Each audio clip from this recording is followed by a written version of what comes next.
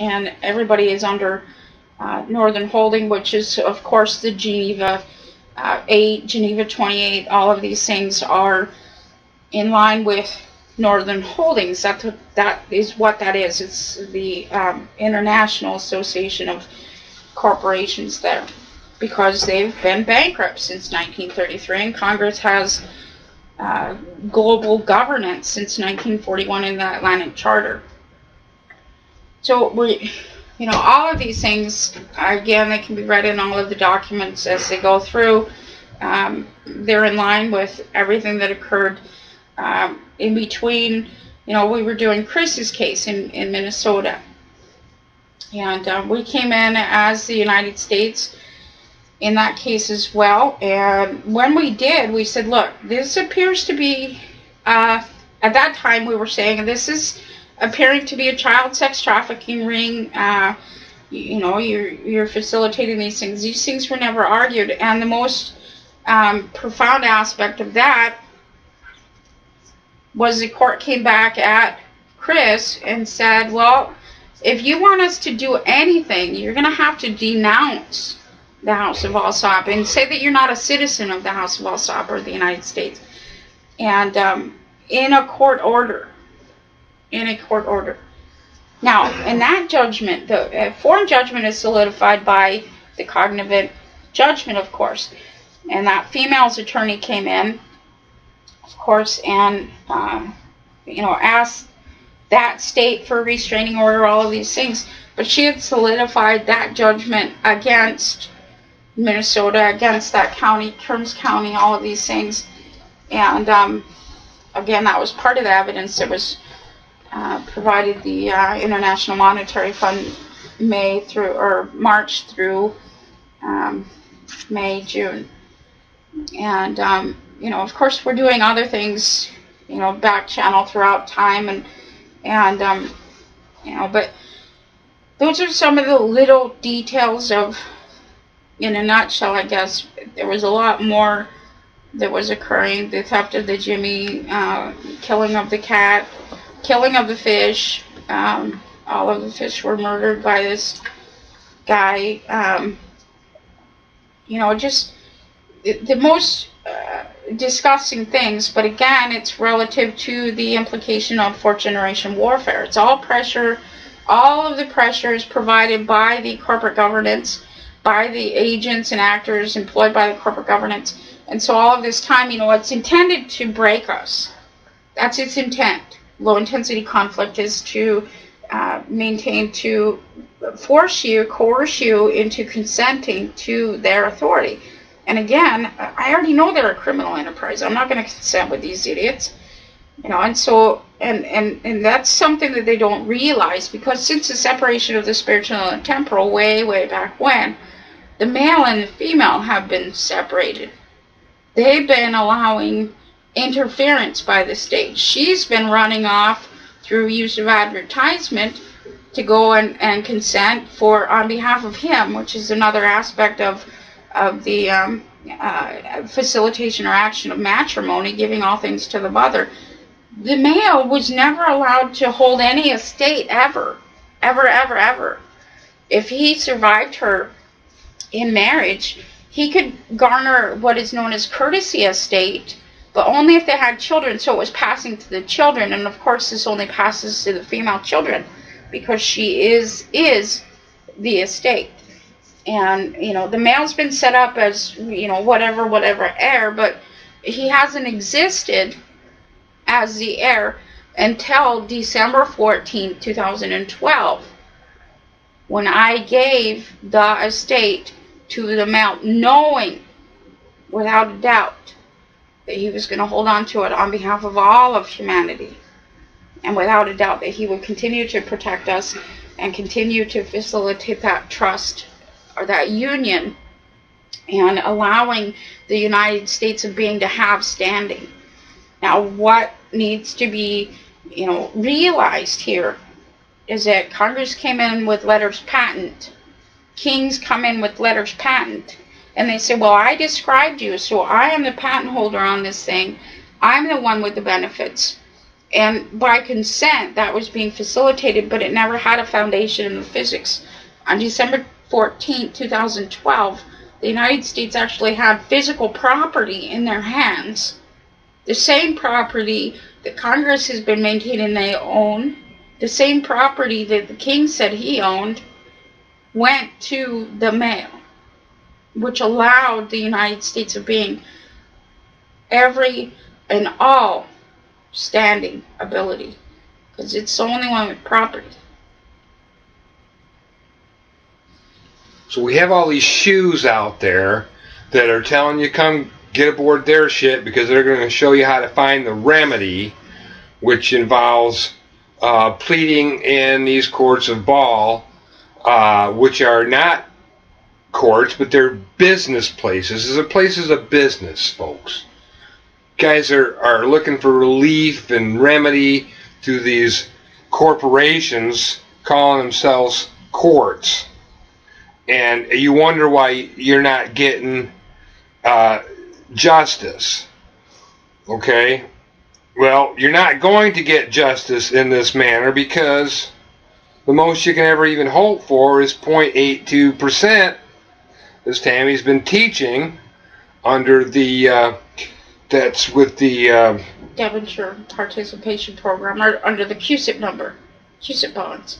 Yep, the CUSIP bonds. So, you have to really wonder about what all these other people are pushing and why now that they're coming on even stronger. You would think that some of these guys that were more into the esoteric type ideas of law and ancient law and things like that would get this. And again, I'm thinking they do, but they've got another function. And, you know, that is to be a saboteur, okay, or what I like to call a shoe.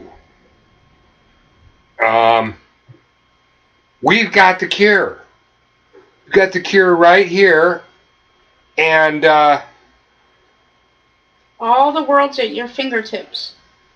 You have standing. You own the property, thanks to Bo. Bo didn't hold on to the property and say, well, this is mine. He came into United States District Court as the United States of being. Now, the whole United States across the globe, every human being owns that property, that land, that estate.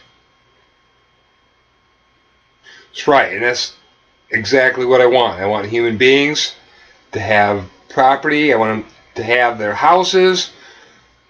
I want them to have their ability to just be, to grow their own food, to raise their families without the interference of this federal state. Let's call it for what it is. It's a confederacy that's constantly siphoning off your wealth and killing you. I've had it.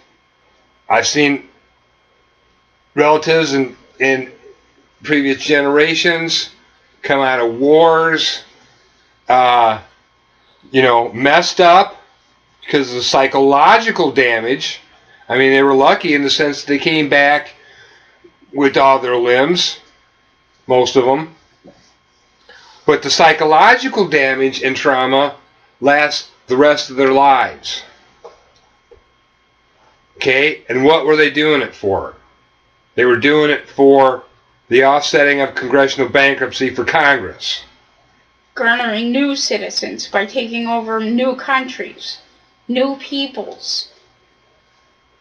And these things, Vietnam was a creation of the CIA. The CIA went in there and was on the ground providing the artificial intelligence by which to facilitate war. Korean War was the same thing. Japanese War, Syrian War, Iraq, Iran, Afghanistan. This is all CIA infiltrating that country and promoting artificial intelligence to you to say, well, there's a civil war. We need to kill some people to get rid of this civil war.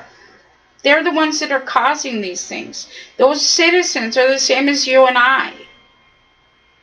They're just sitting there in their houses and they're like, oh my God, there's a civil war going on. We need help. Help me, help me. And they call on their government, which is in treaty agreement with the United States Incorporated, as the United States Incorporated, to discharge congressional bankruptcy. By how? Low-intensity conflict, fourth-generation warfare, offering them hearts and minds. Oh, you guys are hurting. Here, I have a Department of Health and Human Services, and we can offer you food stamps and housing benefits and Social Security programs and welfare benefits and stuff. Come and on all that stuff here. that you would probably need in the first place if the attorneys hadn't taken them off you in the first place. Right, you didn't need welfare before that because you could grow your own freaking food, raise your own farm, raise your own family. Nobody was interceding in your estate. You already owned that property. It was yours. Before you gave it up by patronizing the same thing that's attacking you and killing you. Now, they don't know any better, right? They don't speak English. They've got a whole bunch of English-speaking people there that are teaching them English and saying, I'm the good guy.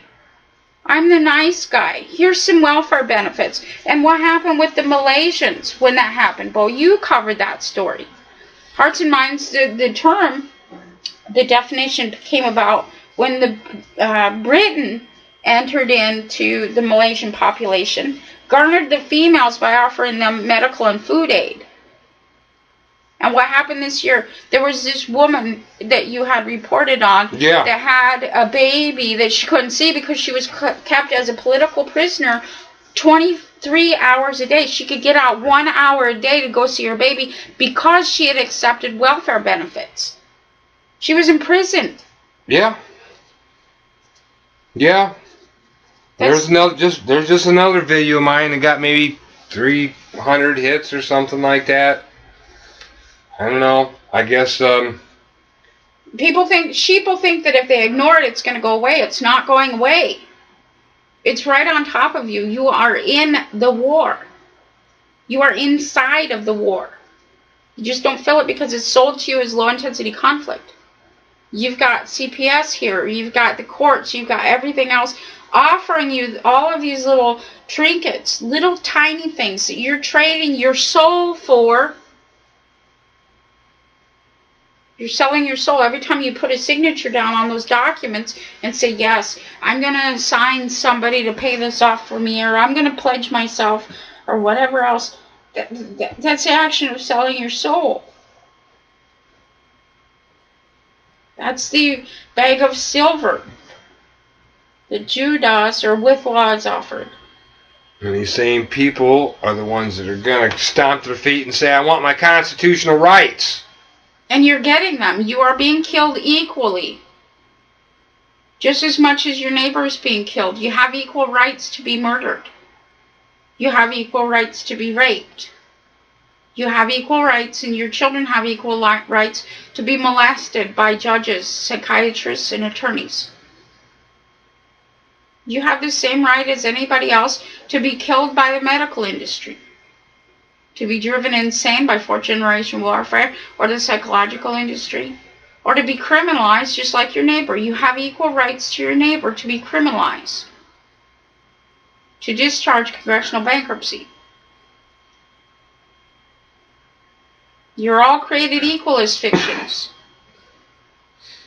And if you need a little more prodding, okay, they got corporate counsel attorneys directing them cops to go rough you up a bit, pull you over for a headlight out, turn that into a search and seizure, throw you in jail, and maybe kill you for a $96 fine.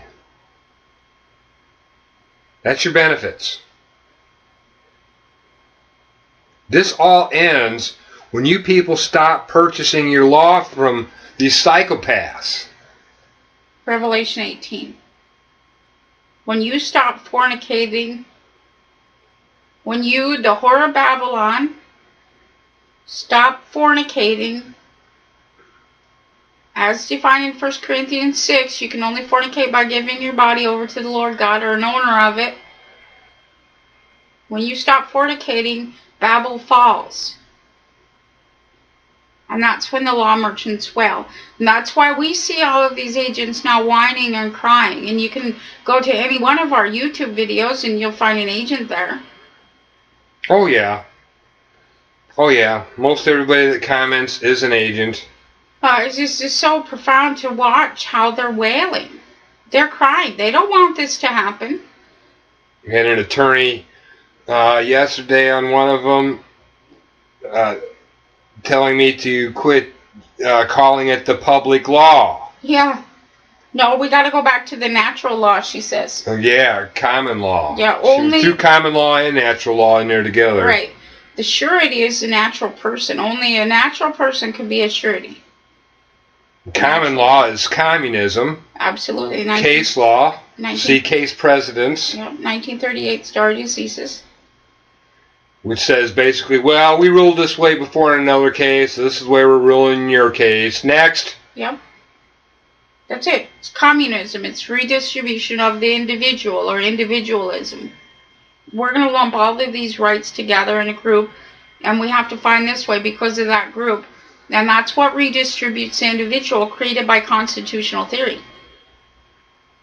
If you claim to be an individual, you're not filled up with your soul, you're filled up with the Constitution. What somebody else tells you that you consist of. That's what a constitution is. Now they're calling you a thing. This is the rights that go with this thing. These are the rights that go with that thing. These are the rights that go with that thing. That thing is called a res, R-E-S. That means thing. So when you're providing to them that you're a resident, you're a thing. If you're claiming to be an individual, you're filled up with constitutional theory. A fiction. It's a theory. And you're buying into this and walking around as fictions. What does that mean? 1666 Cestui Que Vie Act says you're lost at sea. You have no idea who you are at all. And until you're the dead man, come back from being lost at sea, which is exactly what it says, then you're forever dead. And you can overcome the presumption of death. 28 U.S.C. subsection 108. No. 38 U.S.C. subsection 108, sorry, is the 7-year absence presumption of death. Well, you're presumed to be lost and dead, but they can't declare you dead until you admit it. How do you admit it? When you receive a summons in the mail, they're summoning the dead. If you accept that and answer it, you're answering as the dead. When you sign a mortgage, that's a dead pledge. You're overcoming the presumption that you're dead. At that time, you're saying, I'm dead. Now you need to come back from the Sea of Commerce. Same sea that Jesus walked on. He walked on water. He walked on top of the Sea of Commerce. He didn't stick his feet in there. He didn't play their games. He went off on them. Stop swimming around in the Sea of Commerce. Once you're above the Sea of Commerce and you're walking on water, you can hold them accountable and ring that millstone around their neck and allow them to drown in the Sea of Commerce. Because they're a fictional creation just as much as you were. An attorney is more so. It even has a pretend government, an imaginary government. A court, a judge. These bankers, they have a fictional employer that doesn't exist. The judge is the bank. The attorneys are the bank. And they're all in the same good old boys club. Many of them will be down at the golf course, playing golf together. District attorneys, judges, attorneys, probably chief of police, sheriffs. Okay, might even be in the same Masonic lodge together. Okay, they're the good old boys club, and they're going to protect each other. Okay, where does that leave you, the citizen? Under the bus with the wheels spinning. Well, and that conversation that you put up for me on your wall, that I had with the marshals and law enforcement and everything else, and I'm trying to tell them I was never served by the bank. The bank does not have legs or arms. It has no humanity whatsoever. It's a fiction. It's a concept in the mind, created in the mind. The bank does not exist. Attorneys exist. Attorneys are colorful titles for beings, entities holding those titles, adhering to a fictional government. But you're not dealing with bank. A bank doesn't have arms and legs. It cannot walk up to my door and serve me anything. The bank is represented by attorneys and judges and sheriffs, law enforcement. You know, that's something that we have the hardest time with, you know, everybody being able to hear us, is that the bank does not exist. It is attorneys. Only attorneys. The bank is owned by attorneys. The court is owned by attorneys. All of these things. Congress is run by attorneys. Yes. These are general counsel. General counsel, attorneys. Board of directors. Corporate counsel. Eric Holder. All of these things are just attorneys. You look at a corporation, Walmart, who runs it? Attorneys. Sears, attorneys. Turner Broadcasting, attorneys. Comcast, attorneys. Google, attorneys. Who have you always been told to go to when you got legal troubles? Go get an attorney. Absolutely. They teach you that from, you know, the Matlock back in whatever. Absolutely, because he was such a good guy. First he was Andy Griffith. You have to go from the inception of indoctrination to the extension. So you have Andy Griffith is just this good boy sheriff, and he's so wondrous. And then he's even more wondrous than as an attorney, and he's facilitating, quote, court that never existed. Never existed. That's a concept. A court, if there was an actual court, it would be bound by a judge, bound by judicial canon, according to just that concept alone. Those things never existed. They're banks. And part of the indoctrination process is convincing the human mind to take up these concepts and believe they exist.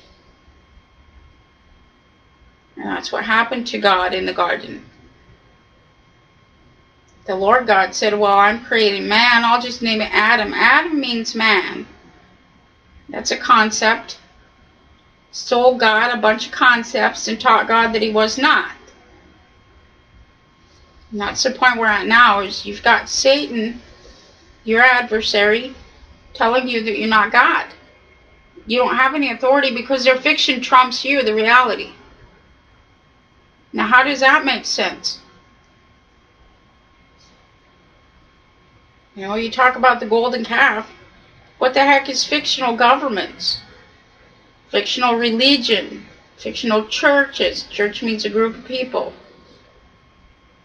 All of these fictional things that are developed and groomed in the mind to appear in the mind to exist. That's called imagination.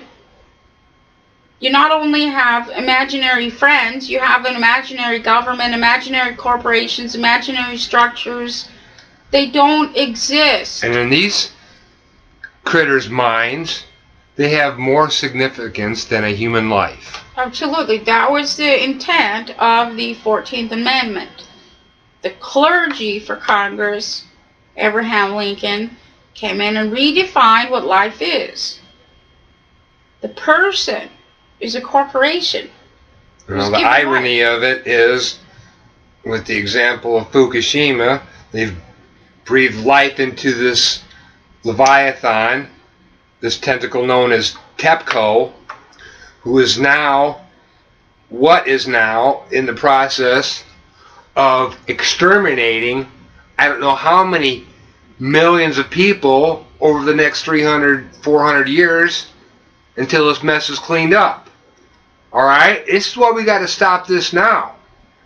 I mean, if you allow this to go on, you're going to have more corporations getting away with this stuff, all protected by their limited liability corporation structure and attorneys reserving that fictional corporation rights over yours. Which is corporatism.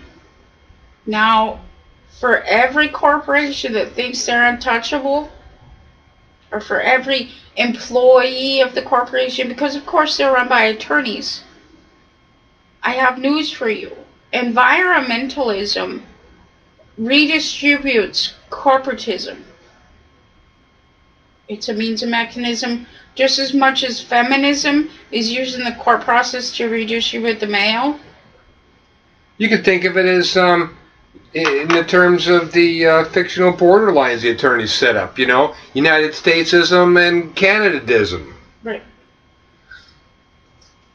Got Russianism and Ukrainism. Right, but they're all internal structures of the created fiction. Mm-hmm. You know, all of these things. The corporation as a person is the equivalent to the individual created by constitutional theory. Well, the individual is redistributed through communism, case law, common law, which is feminism and racism. Those things are communal things, communism, that lump people together in groups by which to redistribute the individual. Now, environmentalism is like the big feminism, the big racism, the big Judaism, the big Catholicism, the big Zionism. That thing is intended to wipe out the corporations as the individual, the created person. And that's the most profound thing to see, because inside of environmentalism, what do you have to redistribute the corporations? Feminism, racism. And so they're being pulled apart from the inside out. And these are not run by human beings.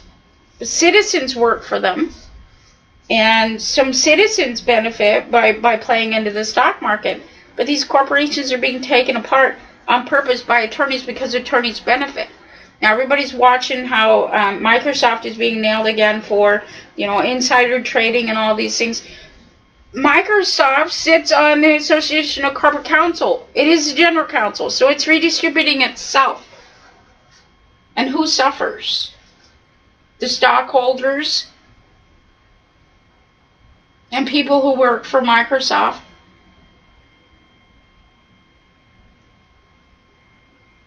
Who gets paid? The attorneys playing this game, which is insider trading, the same thing that they're charging Microsoft for. Because it's the attorney that owns the corporation there. Please, please, please wrap your mind around this cartoon, because it's going to come down to the point where it's hurting everybody. And at that point, it is Nazi Germany, and everybody can't scream out because they're actually in chains. Just recently, we saw the geoengineering that created havoc and hell down in Georgia and Alabama. Okay, so everybody was put into fear. Now they're expecting a little bit more snow here coming soon. And so they have the National Guard on ready, on standby. That is the FEMA camp that you guys have been waiting for. It's already there. Okay, you guys went into fear. You guys can't drive worth shit in the wintertime. 2 inches of snow, idiots. You killed each other. Because you're in a hurry to get to your job. Yes, you're in a hurry to do everything but protect humanity. 2 inches of snow, has a National Guard on ready, on standby. That is a FEMA camp. That's called urban pacification. You said, oh no, my bottle's gone, give me my pacifier.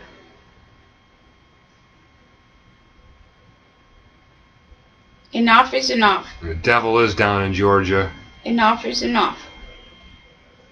I mean, these things are disgusting. And if you want to know what's going to happen to you, those of you that have accepted this and consented to these things, and you went out driving like nuts, the Red Cross is a holding facilitation or mechanism by which to pick up prisoners of war. 1864 Geneva Convention. Every time you hotline that 911 to come save you because you were so stupid. And I'm not going to apologize for that one. 2 inches of snow. I've lived in the mountains. I've lived everywhere. I don't drive like an idiot. I'm never in a hurry because I'm always considering human beings. And yet you were gridlocked. You were absolutely disgustingly killing each other because you had to hurry, because you have to get this done and you have to get this done. And children were left in schools overnight. And you have to get to the time clock and punch that time clock on time, you know, so you can pay your taxes. But you're the keep most your job, important. pay your taxes, keep paying those debt notes that are basically backed by your own earning potential. But you're the most important. You are the living being.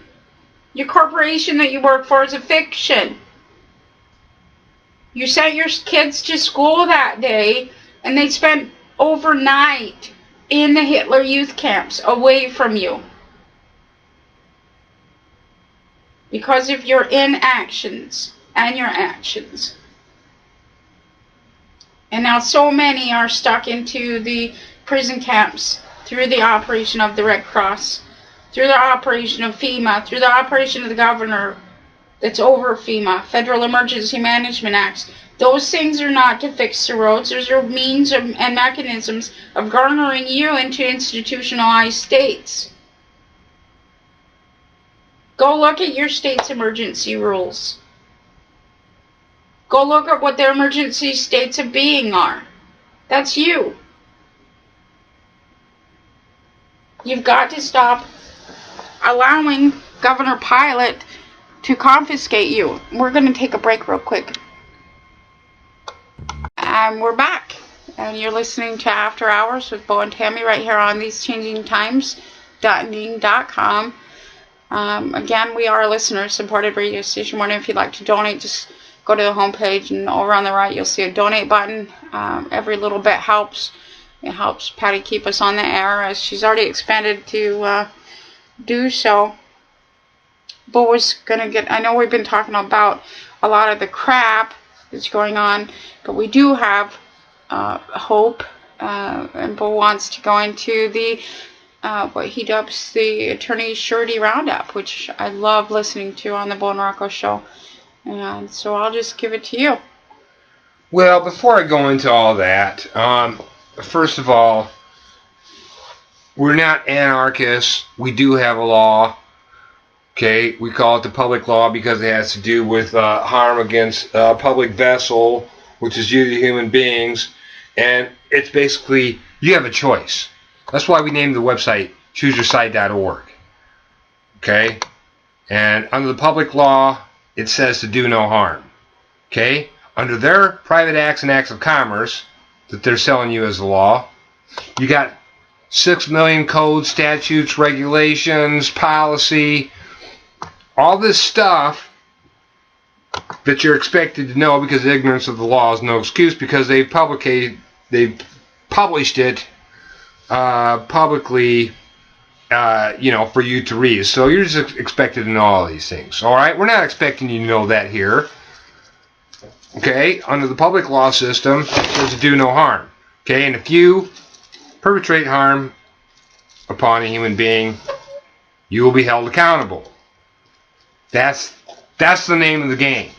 And so, why so many want to come back and sell the law merchants' laws over ours is highly suspicious. Because it's just common sense. Absolutely. What the attorneys are ramming down your throats is not common sense. It's for them to profiteer off you.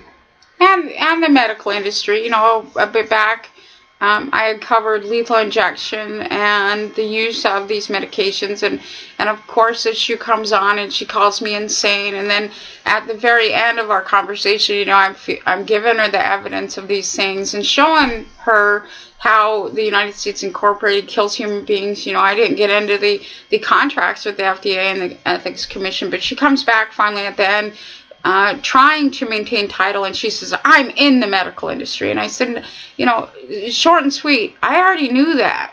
The only entity that defends genocide would be the perpetrator of genocide. And it's the same as any entity that defends rape or defends somebody being kidnapped. They have profit in rape. They have profit in kidnapping. They have profit in human trafficking. That is the only reason that they're defending those things. Not because they're stupid. It's because they're agents. And they have interest in these things occurring against human beings. All right, so to give you yet again another glimpse on the writing of the wall for the shape of things to come, that have come, right here and now, we've got the new surety being held at Northern, right? That means they have to use the attorney of the offset congressional bankruptcy. So, for this so-called judge that issued this order to have Rocco arrested, and now holding him as a political prisoner, and make no mistake, he's a prisoner of war, because this is war, basically. Not basically, it is war, fourth generation and otherwise. Okay, the attorneys would love nothing more than to get a civil war going, and they've been setting it up pretty good between the cops and the citizens so far. I've been covering that. Let's talk about some accountability for some of these attorneys. All right, here's a quick one here from the Twin Cities. Lawyers accused of assault on driver. 64-year-old attorney was charged Monday with a gross misdemeanor and 2 misdemeanors after he allegedly assaulted a woman he encountered in St. Paul and called her racial slurs. Oh yeah, I'm an attorney. I'll be able to do whatever I want. Okay, get away with it. 64 years. Let's see, 7 years of law school. So that means he was probably an attorney when he was 25 years old. Okay, so almost 40 years as an attorney getting away with this crap. All right, officers were called at 9:54 p.m. Saturday and to Grant Avenue and Lexington Parkway.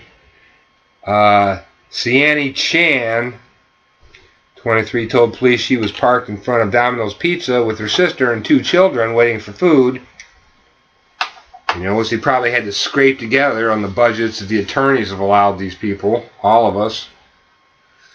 When a man walked by her car and yelled something at her, the man later identified as Schulte continued to yell and hit the hood of her car, the criminal complaint said. Chan got out, tried to stand between him and her car.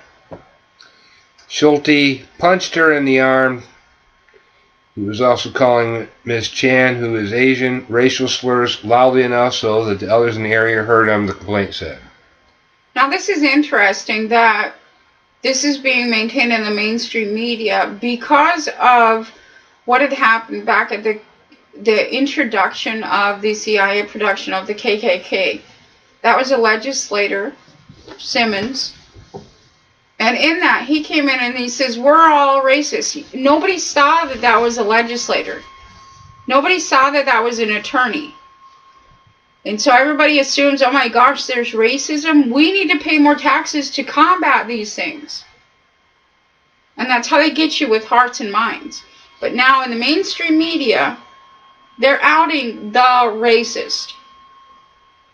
They're outing the criminal, which is an attorney, hating human beings and only viewing them as objects. That guy's an accountant. He likes human beings as much as he can count them in court. Sorry. Let's see. So Schulte was arrested at 11:45 p.m. Saturday at his apartment, according to a Ramsey County jail log. Schulte told police he was leaving a meeting and was angry because the vehicle Miss Chan was occupying was parked far from the curb. Yeah, not complying to our codes and statutes that we have so diligently worked to set up for you citizens. And again, as a fiction, his rights have always been reserved over yours. And who is belittling her to make her feel like a criminal. He also admitted to calling her some silly racist things, but did not recall punching or pushing her, saying that he blacked out. Schulte, who is a criminal defense attorney, declined a Pioneer Press request for an interview made Monday through the jail. He was admitted to the Minnesota bar in 1994, and no discipline is listed on his public record, according to the Minnesota Office of Lawyers Professional Responsibility website. Well, yeah, he's never been held accountable before. But he says he blacked out. So, we need a psych eval. We need to make sure that, he doesn't have something wrong with him, don't we? That's right. Get him diagnosed. Absolutely. We need to make sure he's competent to stand trial for these things, and the whole gamut of attorney work product doctrine and every other aspect of the institutionalization of what the surety is. We need to get him diagnosed as soon as possible. Otherwise, how can we repair him according to Montgomery bonds? He's been reborn. Hallelujah. You'd probably have to hire an attorney, which is ironic justice there, isn't it? Absolutely. All right, over to the New York Post. Lawyer charged in resurrection of plunder plot at S.I. Cemetery. Okay, this is just hot February 10th, 2014.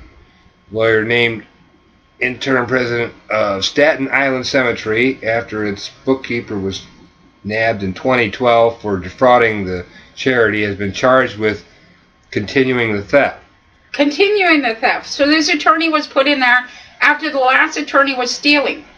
Okay, now everybody who wants to recuse a judge and who wants to fire their attorney and hire a new one, read this case.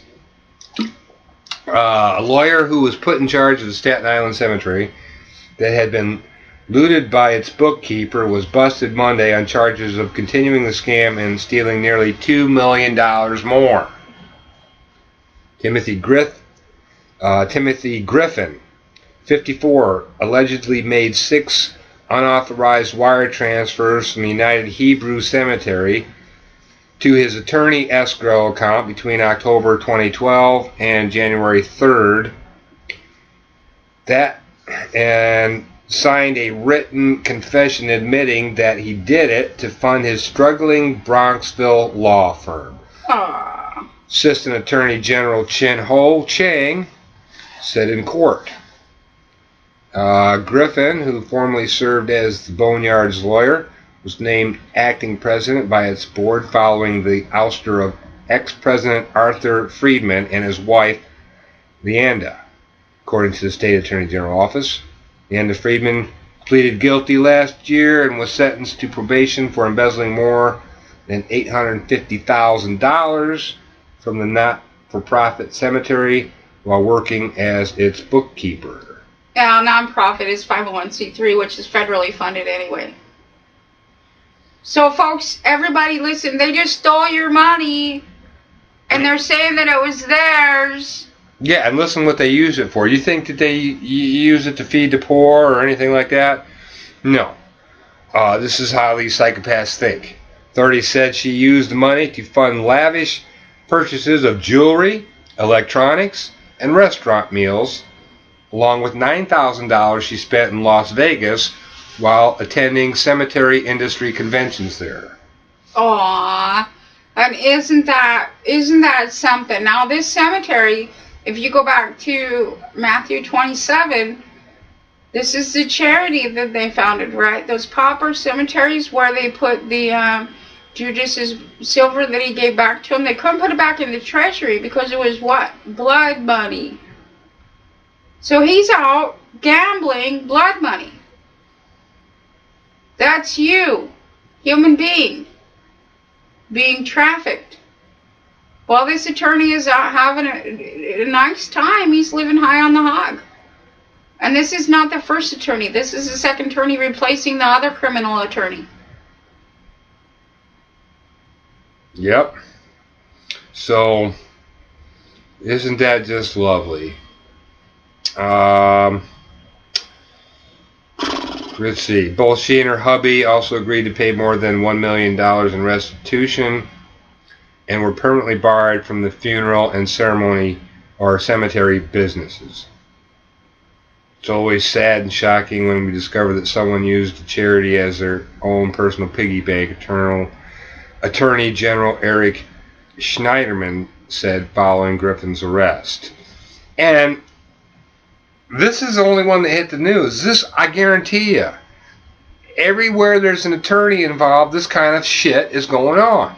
They were permanently, read that again, they were permanently barred from the funeral and cemetery business. Business, general. So apparently they're going to be stuffed and mounted when they die? They have to go to like a taxidermist or something? Yeah.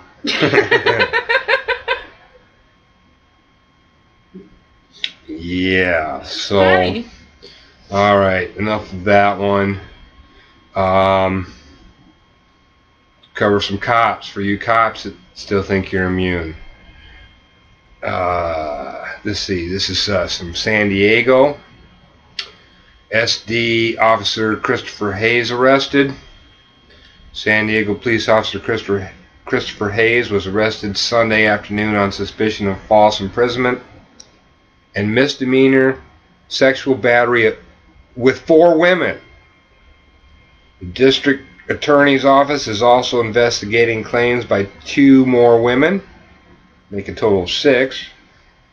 Most of the cases involved claims that Hayes inappropriately touched women, all in their 20s or 30s. Yeah, not them 60-year-old women. He didn't cost them, did he? During pat-down searches of their bodies. Well, however, at a news conference Sunday afternoon, San Diego Police Chief Bill Lansdowne said that at least one of the 2 new cases involves more serious claims involving sexual contact that could involve felony charges. Okay, let's see. Hayes, 30 years old. Boy, his life is screwed now, isn't it? 30 years old. Okay, probably served in the war. He's already Indoctrinated. well, I don't know. It doesn't say that, but generally, lots of officers in that age bracket did some time in the military services. So he surrendered Sunday at the sheriff's substation in Rancho Bernardo and was booked into the downtown jail at 1:30 p.m. And he's going to have a nice time in that jail with those people he's probably arrested. Some of them, you know. Right. Or just knowing that he's a cop. Yep. And that's their attorney's intent. The attorney doesn't hurt. It doesn't hurt the attorney. It doesn't hurt corporate counsel as they're discharging congressional bankruptcy. He was booked on 2 counts of false imprisonment and 3 counts of misdemeanor sexual battery. Was later released on a $130,000 bond. Where did he get that money at? He's a cop, a young cop.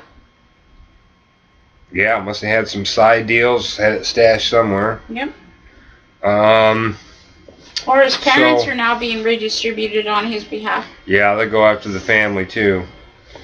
If the district attorney charges Hayes with the counts that he was arrested on, police said he could face up to 7.5 years in prison. That's hard time no matter what, because he's former law enforcement in there. You know, law enforcement needs to realize they're being rolled over. The corporate counsel, general counsel, board of directors, board of commissioners that commission you.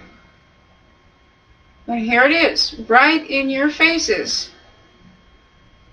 Judas, or the one with law, being politically cannibalized, which is political suicide. You're hanging yourselves. Okay, so we got another one here. Okay. As soon as I get my computer to cooperate. Okay. TheMonitor.com. Customs officer accused of shooting girlfriend's brother in the face. In the face? Yep. McAllen, a U.S. Customs and Border Protection officer. Protection officer. Who's he protecting?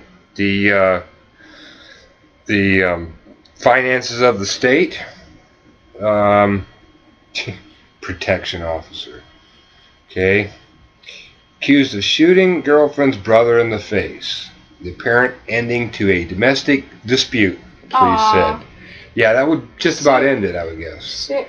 On Friday evening, 41-year-old Randall Wayne Sutterfield went before a McAllen municipal judge who formally charged him with criminal attempted murder.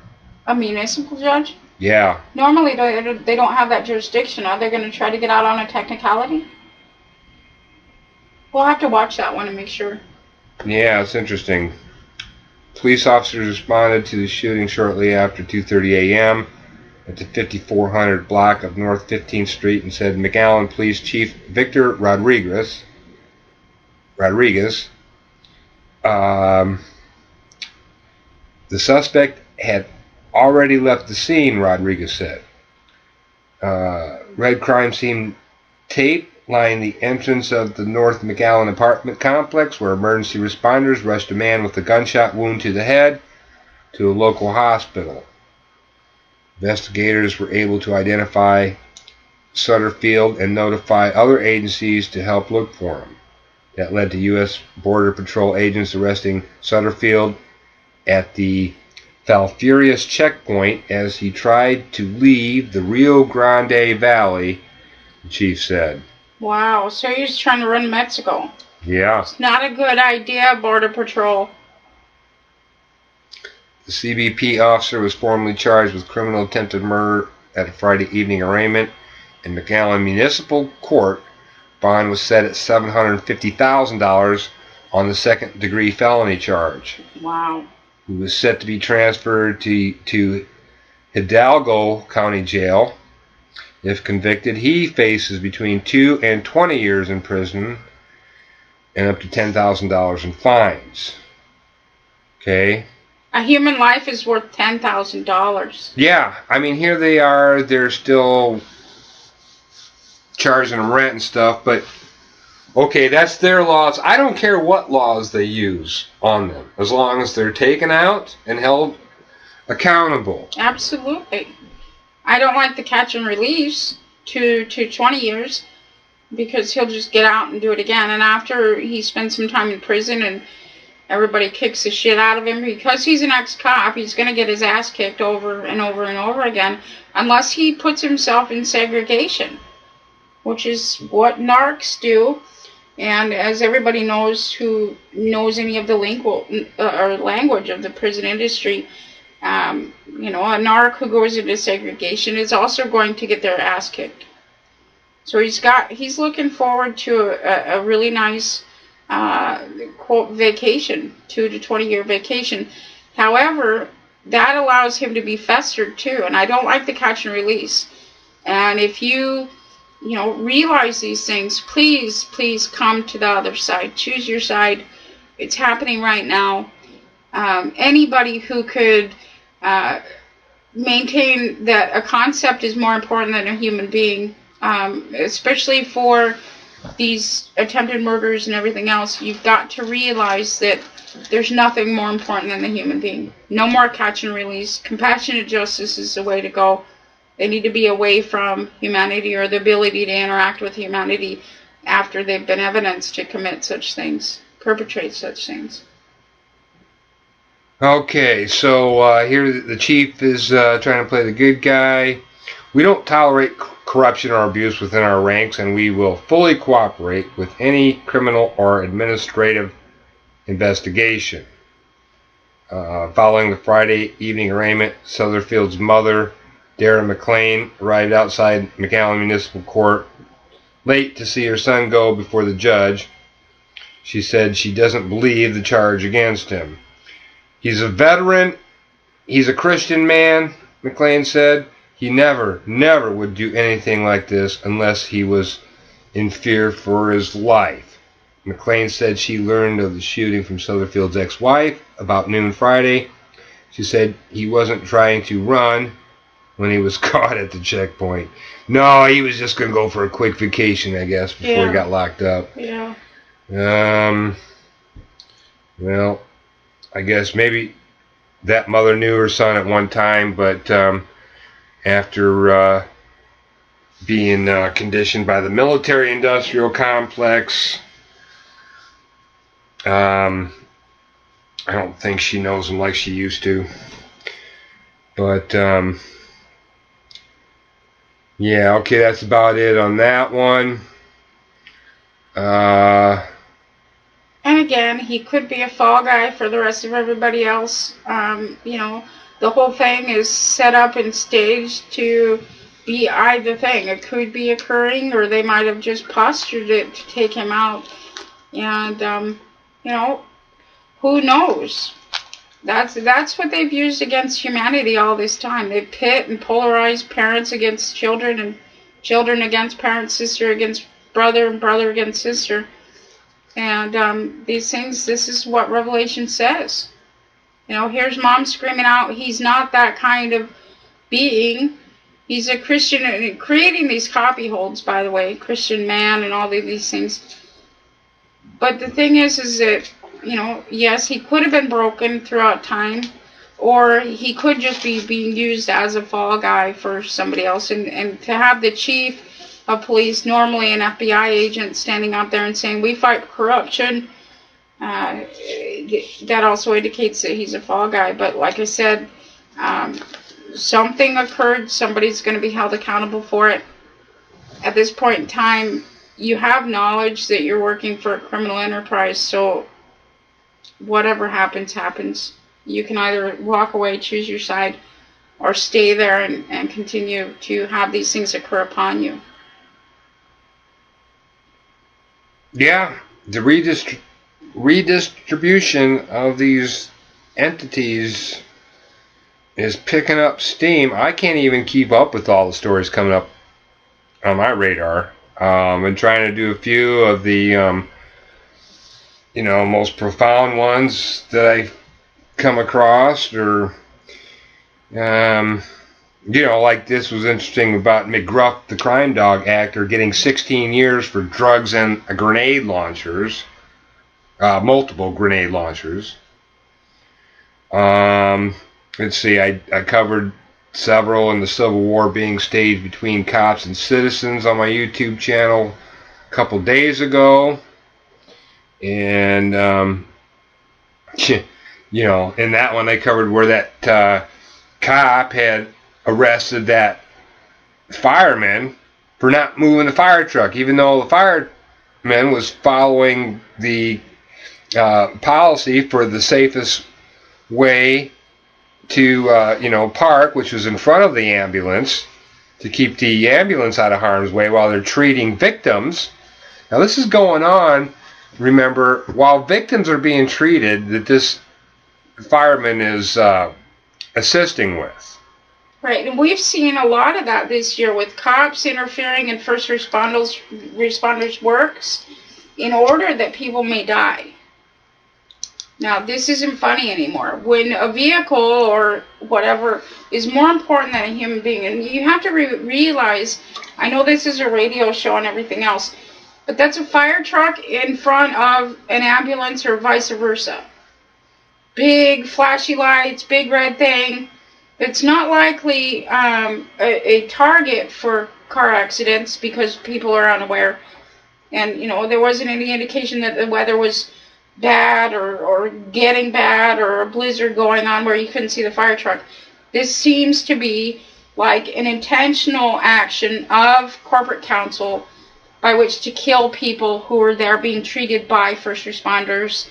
And the tool of that was, of course, that cop directed to arrest the firefighter, and now the cop's going to be the fall guy. Now, another similar story I saw, I don't have it pulled up in front of me, but the the guy, the spokesman for the SAFE Act, I believe it was, which has to do with guns on school grounds, was arrested for carrying a weapon on school grounds. Aww. I'll have to look that one back up. What goes around comes around. God's not very happy using his name in vain, posting him, doing all of these things. And once he's able to open that book and realize what it says, his wrath will be made known. And it'll happen in 1 hour. When you least expect these things, you're going to be picked up as a cop with a DUI or charged as a cop for shooting somebody in the face, charged as an attorney for embezzlement, stealing cars that aren't reported stolen, robbing banks, robbing gas stations, all of these things. In 1 hour, this will come upon you. Now, again, okay, spending just another moment on that story with the cop and fireman. Does that seem like a common sense thing to do? I bet you dirt to dollars he was poked on by some corporate counsel attorney telling him to do this. Absolutely. Because they're trying to fester the civil war between police and citizens. Absolutely. It's exactly their function. And so it takes the heat off of their ass. Right. And the cop's going to be the fall guy for this. Not corporate counsel that was directing the deaths of people there, human beings. All they have to do is buy 1 minute sometimes. If somebody's in an accident and there's first responders on the scene, there's an emergency going on. Somebody's, damaged. A human being, life is in danger. And when corporate counsel directs law enforcement to enforce policy during those times, 30 seconds can mean life or death. And they know this, but the cop is going to be the fall guy. And they've done this over and over and over again, especially as we're seeing everything come down this year. It's foul. Absolutely horrifying. So let's get back to the attorneys. Boston CBS Local, Somerset, Massachusetts. The Somerset man whose right to practice law has been revoked is facing federal charges stemming from allegations that he stole about $300,000 from two investors who were promised hefty profits within 3 months. Massachusetts State Secretary William Galvin alleges that 55-year-old John Savalia Jr.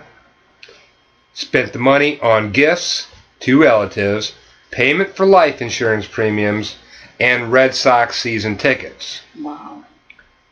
The U.S. District Attorney's Office said Sylvia was arrested Friday and charged in a complaint with mail and wire fraud. Conviction carries a maximum sentence of 20 years in prison and a fine of $250,000. Wow, so, more than that attempted murder. Did you see that? Yeah. It's a financial crime. He defrauded other attorneys, by the way. Other bankers, investors. Isn't that nice? The complaint also named Richardson Consulting, LLC, there's your limited liability corporation. Absolutely. And Feltway Realty, LLC. Let's see how much limited liability they have now that they're under the bus as a new surety. Yeah. Which were two companies controlled by the suspect that were allegedly used to perpetrate the scam. Sylvia's attorney was not listed in the federal case file. Cha-ching! Under civil forfeiture. Everybody's going to cash in on those limited liability companies and their insurance corporations. Cha-ching! Come on. This stuff needs to stop. Everybody patronizing these attorneys needs to look at what they're doing. They're patronizing this thing, calling it their father. Jesus specifically says, call no man your father. Matthew 23. Not even Christ. Stop doing these things. Patronize your own houses. Now, what did we find them guilty of first, Tammy? Kidnapping, and then human trafficking. Human trafficking. And then genocide. Right. This is from the IndianaLawyer.com. Man is first charged under federal human trafficking law. This came down February 5th, 2014. U.S. Attorney Joe Hogsett announced Tuesday that his office has filed a 9-count federal indictment against an Indianapolis man for human trafficking. These are first-of-a-kind charges in Indiana, according to U.S. Attorney's Office in the Southern District of Indiana. The charges against Jerry Mitchell include sex trafficking of a child, and transporting a child to engage in prostitution. His arrest comes after federal and local authorities joined forces to combat human trafficking and child exploitation. Now, what took them so long to get their ass in gear in the first place? Because they wanted to continue patronizing the bank. Right. So, this is coming down, everybody. Again, this is more evidence of the surety at Northern Holding Corporation at work on the new surety now, not the human beings anymore. We've taken that off you. Okay, so the presumption here is life. And if you haven't harmed anybody, okay, they're to leave you alone. That's part of the public law, what we're trying to get the system under. Okay? And it seems to be headed in that direction, but I don't know, we just need a little more media coverage of this, or some more people to get it, or something. Man. Anyways, he's accused of transporting women and female minors to facilitate their prostitution activities, and on a number of occasions sexually assaulting the female minors. He also allegedly made a video recording of the sexual abuse of a 16-year-old victim. This case was the result of a collaborative investigation spearheaded by the Indiana Protection for Abuse and Trafficked Humans, one of 42 task forces nationwide funded by the department to address the issue of human trafficking. IPATH was created in 2006 and is chaired by the United States Attorney's Office and the Office of the Indiana Attorney General. The Attorney General, who basically thumbed his nose at me when I was firing off evidence to him. See, the group meets regularly to collaborate on cases and projects, provide additional training to law enforcement, and raise awareness in our community about human trafficking. If convicted, Mitchell faces up to life in prison. Right. Now, if they continue this and protect humanity, then they can have special drawing rights. However, they don't get anything if they're not protecting human beings. Period. And I think that what we're seeing now is that they're turning and saying, oh, I better do something, because otherwise we're just dead, broken, busted here. Let's see here. Let's see. This is Patriot news than anything, but list for impeachment supporters, trying to impeach the president, trying to get Congress to impeach the president. Yeah. That's Senate has the power. That's Congress. It's a joke. That's gaining more steam, but yeah, again, that's a diversionary tactic. Well, and the majority of the sheeple listening right now are thinking still that Bill Clinton was impeached. He was never impeached. They put on a really good show, and if I ask just the average citizen about the impeachment, they'll tell me, yes, he was impeached. No, he was never impeached. He was never impeached. They put on a really good show to make you feel like he was going to be, or he could have been, or maybe he was. He was never impeached. Nothing ever happened. Nothing ever happened.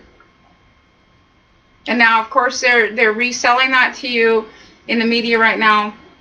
Yeah. And Hillary to say she was she's going to forgive him. So they're pushing this forgiveness idea. Yep, you know, absolutely, and that's the foundation of their system. Forgive them, and then you know, pick another one of them. That one is just corrupt. Not the whole lot of them or anything. Just that one. So keep recusing your judge and firing your attorneys and hiring more attorneys, and never ever ever go look and you know, see what fee splitting is. And the reason that an attorney is required to have another attorney in place before they step out of the case is because of fee splitting. It allows the next attorney to cash in, and the previous attorney cashes in on the case throughout the case. He's never really gone. The first, second, third, fourth, fifth attorney, they all get shares under the action known as fee splitting. So you're never really getting them out of the picture. They just make a really good appearance, and it's the same with the judicial recusals. Why would you want to recuse them? They're all corrupt. You know, yeah, speaking of that, Rand Paul was out there making a plea, you know, that the GOP doesn't turn around here, that they're going to find Texas being a blue state in 10 years. And I read that into a YouTube video earlier, and, you know, it just made me sick to think of another 10 years of Congress. All right, I mean, we're right here at the verge of casting these chains off of us. You know, of course, these people that, you know, Rand Paul has been set up by his father, the good Congress guy, like there's such a thing. You know, there's a proper way and an improper way to human trafficking. Yeah, as Judge Simon said in our USDC case, freaking nutballs. So, you know, I'm sorry for you people that, you know, got caught up into the Ron Paul quote-unquote movement, but he was just another face of Congress. He's responsible for moving all the gold out of the country. That's what his book, The Case for Gold, was all about. Now everybody's wondering, well, where's the gold? Well, why don't you talk to Dr. Paul about that? Maybe he's got a better idea where the gold is, because we don't know. You can read it in his book. It says where it went, you know, give it up, trade it for those FRNs. And for everybody that, you know, their eyes are wide and they're like, oh my God, Texas is going to be a blue state, meaning liberal or Democrat. Go back to the turn of the century, the 1900s, and look at the Democrats back then. They were the conservative party up until 1938 with stare decisis. There was a paradigm shift in the 1930s, of course. The KKK was brought up by Simmons, which was, at that time, he was a Democrat, but he was displaying characteristics of a conservative party, a Republican. Well, what had happened is that the paradigm shift, they shifted and became the Liberal Party. And of course, it was the Democrats who came in the 1960s, having already postured in the 1920s and 30s with affirmative action. Now, because there was no racism, because there was no sexism, who cashed in on that? Same Democratic, liberal, retarded, conservative, Republican, liberal independents. It's the same party. It's called insider trading. So if you want to set up your investment plan, you're going to develop a means of production, which was the KKK, invoking racism, promoting racism. And then you come in later as the same racist and you say, oh, we need to do something about this. And a blue state of Texas. Another paradigm shift is what they're trying to promote and sell us. But it will not go that far. If sheeple finally wake up and realize there are no parties, there are no countries, there are no anything, there's corporations. That's it. That's it. And, you know, I urge everybody to watch that, The Network, 1974, The Network.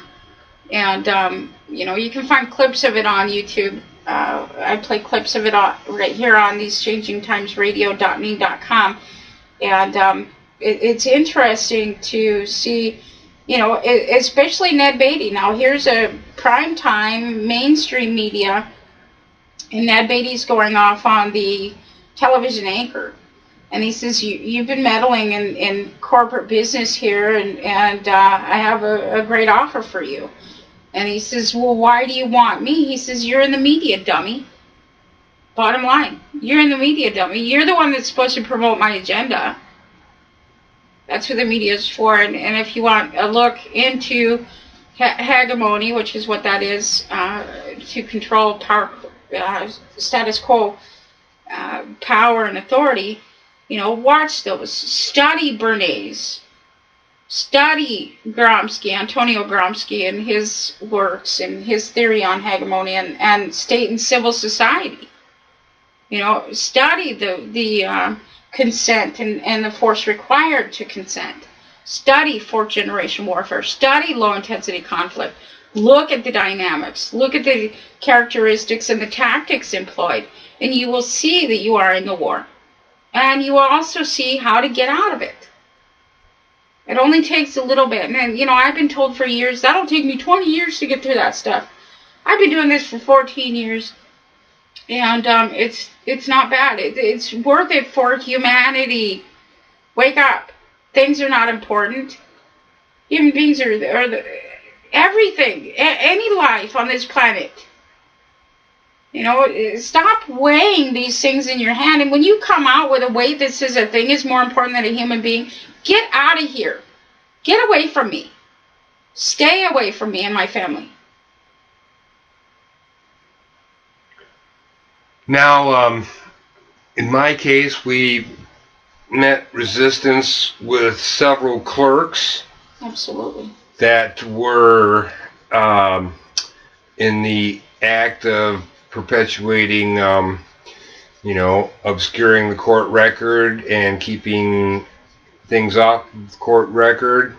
So I always brought a witness with me when I could and documented these things. And in one case, we witnessed a clerk altering my documents. Absolutely. And that was Rockwell that was actually with me, and he did a declaration from his house to mine, which is the only way to do a declaration. Right. But, all right, aside from that, moving beyond that, we got, you know, back to the rooster coming home to roost, or nest. Trial rescheduled for St. Joseph County Clerk's Office worker accused in catfishing scam. St. Joseph County, Indiana, a woman accused of posing as two fake Marines. Now, I don't understand the writing in this. How can a woman pose as two Marines? But, all right, looking beyond the typographical. In order to coax thousands of dollars from Michiana residents, was in court Wednesday. The trial date for Kim Savage has been moved to March 20th. The 44-year-old faces theft charges stemming from 7-year catfishing scam. Back in October, 2 women came forward to the St. Joseph County Police Department. The pair said Savage posed as 2 United States Marines serving overseas needing money for protective equipment. Again, no, that's right. I mean, they wear different masks. You know, all throughout time, there was this one woman years ago pretending to be Trudy. Okay, I won't say the last name.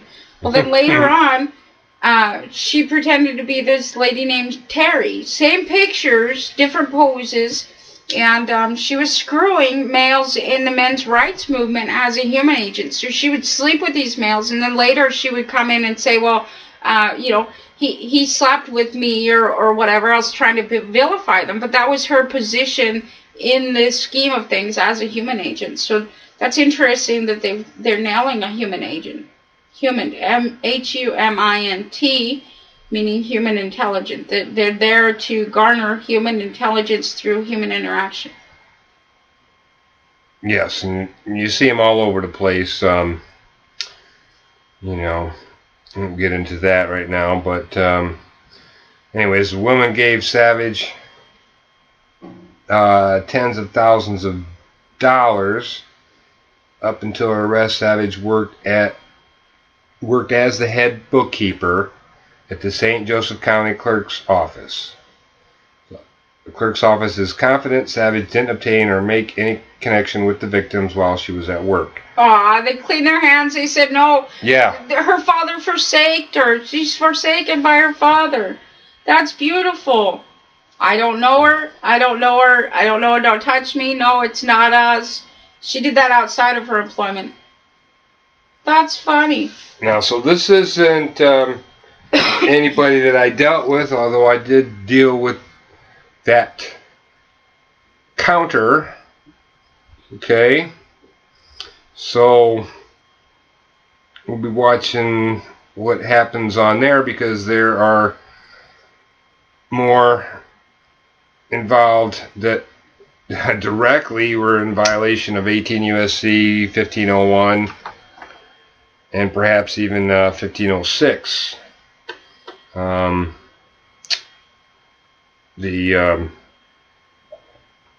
You know, when you assault a process server. Right, and Robert Richard was one of our process servers at several times. Yep. So let's see. Another one here in Indiana. School counselor faces sexual exploitation charges. This is in Muncie, Indiana. Newcastle school counselor faces sexual exploitation charges for allegedly giving male students drugs and alcohol and taking nude photographs of them, often with hidden cameras. That's what psychiatrists do. Yep. U.S. Attorney Joe Hogsett announced the charges against Daryl Hughes, 55, of Muncie, at a news conference Monday. Okay. So, sick. Hughes faces 1 count of sexual exploitation and 2 counts of attempted sexual exploitation. The Star Press, the Courier-Times of Newcastle report he could face 15 years in prison if convicted. Authorities say the charges stem from incidents dating from 2008 and involve 5 youths who met Hughes after struggling with disciplinary issues at school. At school, disciplinary issues at school. So the same psychiatrist is telling your boys, you're a bad boy. You're in trouble. You're a bad boy. And then he took advantage of these children at school. The Hitler youth camps. Hughes was arrested Friday. And this is dated February 3rd. So this is probably a week ago Friday. Newcastle Community School Superintendent Steve Fisher says he has been suspended without pay from his job as a behavioral consultant. So yeah, he's a damn psychiatrist. Yeah, he's a monster. That was his function. That is what he does. He drugs children, rapes and molests them, and gets away with it because he's telling those same children that they're bad. And there's not only 5. How long was he in that position? Did it say? No, it doesn't, but it says he was 55, so I'm guessing a good number of years. Or if you go to jimhopper.com, Jim Hopper maintains that 1 in 6 male children are sexually abused before they're 16 years old. 1 in 4 females are sexually abused before they're 16 in the United States Incorporated. And this occurs day after day. This is their function. The function of psychiatrists is to rape your children, to molest them, to take pictures of them and sell them to judges and attorneys after they've been groomed and taught that they're bad. Given drugs to forget what happens to them, although they have the physical reactions of what happens to them. Now these children are going to be criminalized over and over again because they're acting out, right? They've been sexually abused by a male. Now, there's different levels of egregious activity. A female raped by a male can handle that. A male raped by a female can handle that. A female raped by a female or a male raped by a male, it's so much worse. There's so many different stigmas that are related with that, so many different shame factors and everything else. These children need us. They require our protection. Where is everybody? Yes, they're being held accountable now, but there needs to be more. There's a counselor in every school. Get them out of the school. Get your children out of public schools. Don't put them in those positions. Yeah, and this crap goes on. 2 weeks looking ago, at that same website here, then for Indiana, South Bend Council. Here we go. There's our corporate council attorneys working for all the South Benders, behalf, representing them. They approved sewer rate increases. Isn't that nice? Right. Keep patronizing them. South Bend Common Council met Monday night to discuss a controversial sewer rate hike that would incrementally increase rates 5% every year for the next 3 years. 3 more years of this type of governance? How much can we take? Now, first of all, early on in the case, we put in the general welfare clause to get back to the original contract with the Treasury. Right, get back to the original contract. So now the sewers are run by a corporation. According to the general welfare, the corporations are supposed to be here for our benefit, not to prey on us as they have been. Okay? So now these 15% increase in the next 3 years is already on top of the 30% they're already getting. So that's a 45% tax. Keep patronizing it. Keep calling it your daddy. Now, these are rate increases, not taxes. They're sold to you as rate increases. That's aiding and abetting the known enemy of mankind if you pay those. Yep, back in Indiana again. More sick garbage here. I mean, as if marriage licenses aren't bad enough, Indiana Senate Committee passes same-sex marriage amendment 8-4. Yep, so now they're hooking in the gays, homosexuals, lesbians.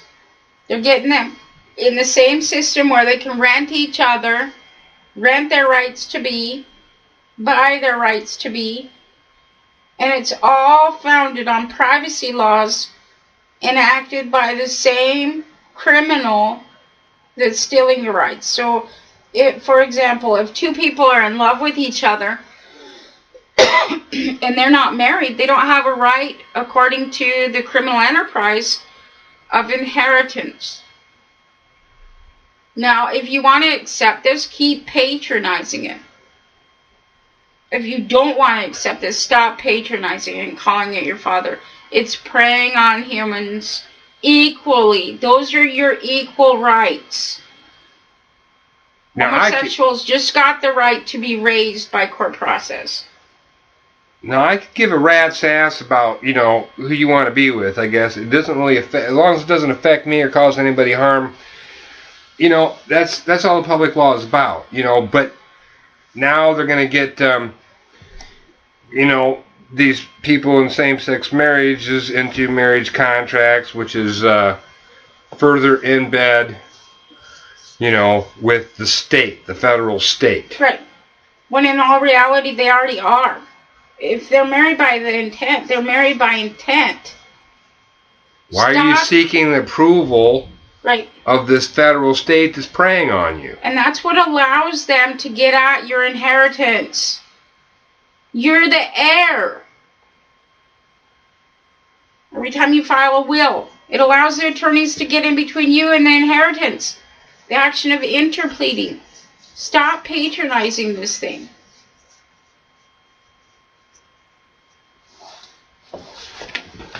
Well, okay, so that's about it for the news, and we've been on 3 hours, and I guess it's time to give you folks a rest here, and time for me to calm down a little bit here. This stuff's very upsetting.